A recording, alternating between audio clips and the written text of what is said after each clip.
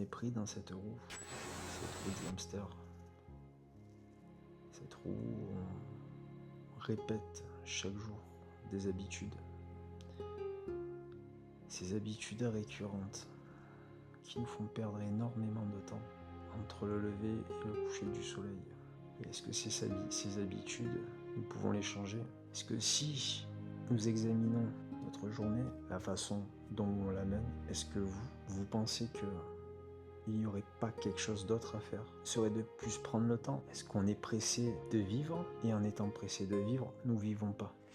C'est la question que je me pose, c'est la question que je vous pose. Mettez-la moi en commentaire. J'ai passé plus de 20 à 30 ans de ma vie à ne pas l'avoir passé. J'ai l'impression que mes 18 ans c'était hier et que les années qui sont passées à une vitesse. Les journées passent, les années, et j'ai peur. Est-ce que cette peur, vous l'avez vous aussi? Peur de ne pas profiter des vrais instants, profiter de ma famille, parce que ce temps que nous avons gaspillé pour des activités futiles, est-ce qu'on pourra le rattraper? Et est-ce que au moment de la mort, quand je serai vieux, est-ce que j'aurai un regret de ne pas avoir profité du moment? Et voilà, c'est la question que je me pose. Cette anxiété pour le temps qui passe, vous l'avez aussi? Peur de ne pas faire les choses bien, et aussi cette peur de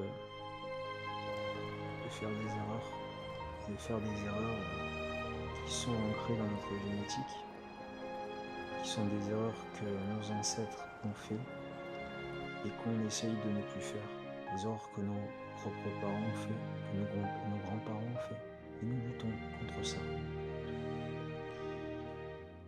Lutter contre ce conditionnement passé, conditionnement ancestral, les mémoires ancestrales. Et est-ce que tout ça est ancré dans nos gènes, dans notre ADN? Est-ce qu'on peut aller au-delà, transcender le vivant?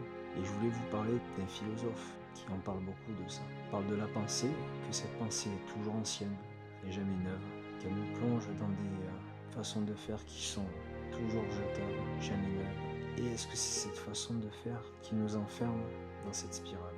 Je ne veux plus faire d'erreurs. La perfection n'existe pas, mais je pense qu'à notre niveau, la perfection, on est très loin de l'atteindre. On est des personnes très médiocres, ensevelies dans cette médiocrité. Cette médiocrité nous a envahis et on tourne, on répète des schémas qui sont récurrents. On est pris dans une spirale qui ne s'arrêtera jamais. Et elle s'arrêtera tellement jamais qu'on va mourir. Et je voulais savoir si vous ressentez cette spirale-là, celle qu'on a en nous, celle qui nous pousse à toujours consommer. Et je comprends pas. Je veux en sortir et j'ai l'impression que c'est impossible. J'ai l'impression qu'on nous ramène toujours un schéma, aux anciennes façons de penser qui te ramènent toujours aux mêmes erreurs. Ces erreurs-là, nous les faisons tous. La plupart. Quand on a un soupçon d'éveil, prise de conscience dans la façon qu'on agit, la façon dont on parle des autres, qu'on critique, tout ça nous ramène à cette anxiété. Donc est-ce qu'on doit transcender la culture, ce qui est ancré en nous ancestralement, ces gènes venant du passé, et que pour ça il faut changer de façon d'agir. On ne doit plus revenir dans les anciens schémas, ne plus agir dans un intérêt direct, mais un intérêt futur. Parce que l'intérêt direct n'existe pas, existe que si nous vivons dans le moment présent. Et le moment présent, nous ne vivons jamais dans ce moment présent. Alors ma question, c'est est-ce que nous sommes vraiment libres? On est libre, oui, mais indirectement, on est enfermé. On a une prison qui est mentale. Et cette prison mentale commence à en dépêtrer. C'est la question que je vous pose. Et dites-moi si vous vous ressentez. Et c'est pour ça que je fais cette vidéo, c'est pour comprendre comment on a fait pour que des centaines de générations s'enferment dedans. Est-ce que c'est génétique? Est-ce que c'est ancestral? Est-ce qu'il y a un code qui est en nous, qui nous pousse à toujours refaire les mêmes erreurs? Est-ce qu'on ne serait pas dans une illusion? Est-ce que cette réalité physique, matérielle, psychique, cette force qui te garde dans une vie pathétique, une routine récurrente. Et nous devons la transcender pour nos proches, pour la descendance à venir. Et nous devons montrer un chemin, notre façon de vivre, de penser et d'agir.